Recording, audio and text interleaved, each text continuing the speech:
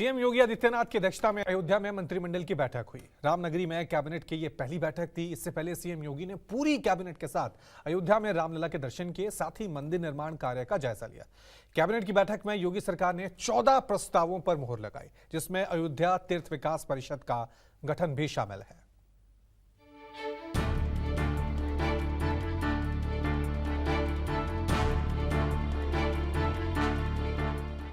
रामलला के दर्शन,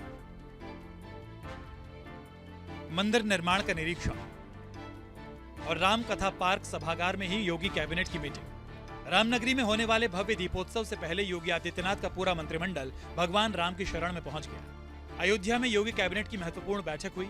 राम कथा संग्रहालय में ही योगी का दरबार सज गया। दीपोत्सव की तैयारियों के बीच आज मुख्यमंत्री योगी आदित्यनाथ अयोध्या पहुंचे और उनके साथ ही उनकी पूरी कैबिनेट भगवान श्री रामलला के दर्शन और हनुमानगढ़ी में पूजन अर्चन करने के बाद वो सीधे राम कथा संग्रहालय पहुंचे और उनकी पूरी कैबिनेट उनके साथ ही नजर आई। बाद में यहाँ पर कैबिनेट की बैठक का आयोजन किया गया, जिसमें अयोध्या के सर्वांगीण विकास को लेकर तमाम प्रस्तावों पर चर्चा हुई। एक तरफ दीपोत्सव का आयोजन शुरू हो रहा है तो दूसरी तरफ अयोध्या पर पूरी सरकार का ध्यान केंद्रित हो गया है और इन सब के बीच एक महत्वपूर्ण फैसला ये लिया गया कि आने वाले वक्त में अयोध्या के समुचित विकास के लिए अयोध्या तीर्थ क्षेत्र विकास परिषद काम करेगा, जिसके गठन का ऐलान आज मुख्यमंत्री की अध्यक्षता में होने वाली कैबिनेट बैठक में ले लिया गया। कैबिनेट की बैठक में योगी सरकार ने 14 प्रस्तावों पर मोहर लगाई। अयोध्या तीर्थ विकास परिषद का गठन हुआ तो साथ ही देवी पाटन तीर्थ विकास परिषद के गठन पर भी मोहर लग गई। सीएम योगी आदित्यनाथ ने इसे यूपी के इतिहास का नया अध्याय बता दिया। आज उत्तर प्रदेश के इतिहास में एक नया अध्याय जुड़ा है। उत्तर प्रदेश सरकार की पूरी कैबिनेट अयोध्या धाम में आकर के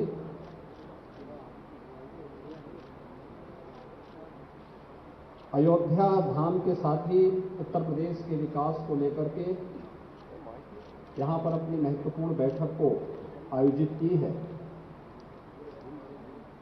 हम सब जानते हैं कि पहले से ही अयोध्या में केंद्र और राज्य दोनों डबल इंजन की सरकारों के सहयोग से कुल 178 परियोजनाओं के क्रियान्वयन की कार्रवाई चल रही है, जिस पर 30,500 करोड़ रुपए से अधिक की राशि यहां पर दोनों सरकारें मिलकर के अयोध्या धाम के समग्र विकास को आगे बढ़ा रही है। उत्तर प्रदेश के अंदर पहली बार इनलैंड वाटरवे अथॉरिटी का गठन, यानी उत्तर प्रदेश अंतर्देशीय राजमार्ग प्राधिकरण के गठन का एक प्रस्ताव है। यहाँ के पर्व, यहाँ के त्यौहार, यहाँ की व्यवस्था को और अच्छे ढंग से कोऑर्डिनेट करते हुए स्थानीय स्तर पर, राज्य स्तर पर, केंद्र सरकार के सहयोग से और अन्य विभिन्न धर्मार्थ संस्थाओं के सहयोग से इसे कैसे हम आगे बढ़ा सकते हैं, इसके लिए इस प्रस्ताव को भी हम लोगों ने पास किया है। बैठक से पहले मुख्यमंत्री योगी आदित्यनाथ ने अपने मंत्रिमंडल के साथ रामलला और हनुमानगढ़ी में बजरंगबली की आरती की। तो बैठक के बाद मुख्यमंत्री ने निर्माणाधीन राम मंदिर का भी जायजा लिया। कैबिनेट की बैठक खत्म होते ही सीएम योगी आदित्यनाथ बस पर सवार होकर भगवान राम की नगरी के भ्रमण के लिए निकल पड़े। बैठक के बाद मुख्यमंत्री खुद जानकारी देने के लिए आए और उन्होंने इस बात का जिक्र किया कि 22 जनवरी 2024 के बाद पूरी दुनिया के आकर्षण का केंद्र अयोध्या होगी। देश ही नहीं, दुनिया से तमाम श्रद्धालु और पर्यटक अयोध्या पहुंचेंगे। ऐसे में अयोध्या के समुचित विकास के लिए, उसके सर्वांगीण विकास के लिए, अयोध्या में आने वाले श्रद्धालुओं और पर्यटकों की सुविधाओं का ख्याल रखने के लिए एक विकास परिषद का गठन किया गया है और ये विकास परिषद ही आने वाले वक्त में अयोध्या के विकास के लिए तमाम योजनाओं पर काम करेगी।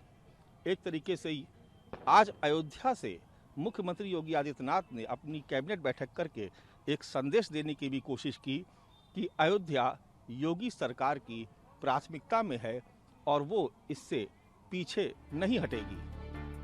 योगी कैबिनेट की बैठक में अयोध्या से माझा जमथरा से 25 एकड़ की भूमि पर मंदिर म्यूजियम के निर्माण का प्रस्ताव पास हुआ, तो साथ ही अयोध्या शोध संस्थान को अंतर्राष्ट्रीय रामायण वैदिक शोध संस्थान के रूप से विस्तारित करके स्थापित करने को भी मंजूरी मिल गई। अयोध्या के सभी मेलों को प्रांतीयकरण करने के प्रस्ताव को भी मंजूरी दे दी गई। दीपोत्सव की तैयारियों के बीच मुख्यमंत्री योगी आदित्यनाथ आज अपनी पूरी कैबिनेट के साथ अयोध्या पहुंचे।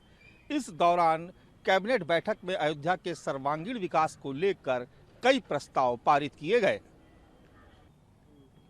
इसके अलावा मुख्यमंत्री ने बताया कि अयोध्या में ही 25 एकड़ जमीन में भारतीय मंदिरों की वास्तुकला को प्रदर्शित करने वाला एक संग्रहालय भी स्थापित किया जाएगा।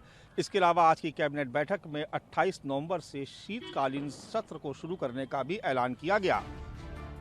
अयोध्या में योगी कैबिनेट की बैठक आयोजित करने के लिए खास तौर पर 9 नवंबर की तारीख चुनी गई है, क्योंकि सुप्रीम कोर्ट ने साल 2019 में इसी तारीख को अयोध्या में राम मंदिर के निर्माण का मार्ग प्रशस्त करने वाला फैसला सुनाया था। इसके अलावा 9 नवंबर 1989 को ही विश्व हिंदू परिषद ने अयोध्या में राम मंदिर की पहली आधारशिला रखी थी। इससे पहले साल 2019 में कुंभ मेला के दौरान प्रयागराज में भी योगी कैबिनेट की बैठक हो चुकी है। तब मंत्रिमंडल के सभी सदस्यों ने संगम में स्नान भी किया था। इसके अलावा वाराणसी में भी कैबिनेट की बैठक हो चुकी है। मानस श्रीवास्तव, अयोध्या, न्यूज़ 24।